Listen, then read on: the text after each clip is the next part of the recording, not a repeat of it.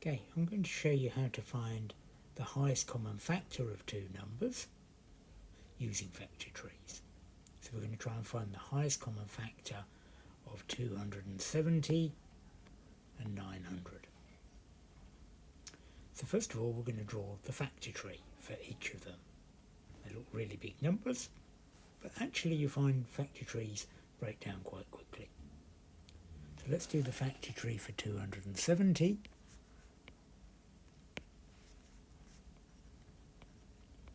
Okay, I can write that as 27 times 10 is 270.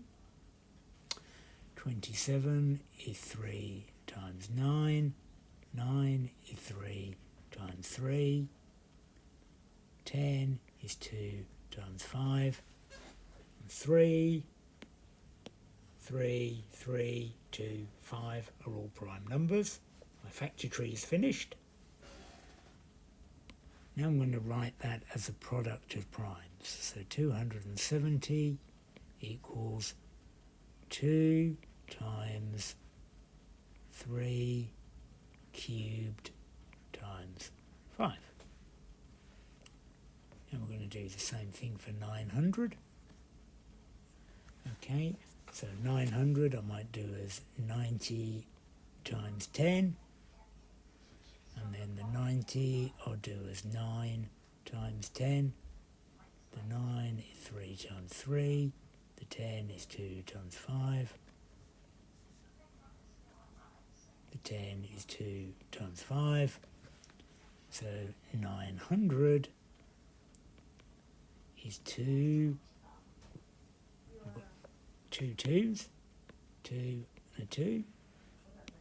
So that's 2 squared times 3 squared times 5 squared. Okay, so you knew how to do that. Now we're going to use that to find the highest common factor. Okay, so I'm going to write those one underneath the other to help me. 270 equals 2 times 3 times 3 times 3 times 5.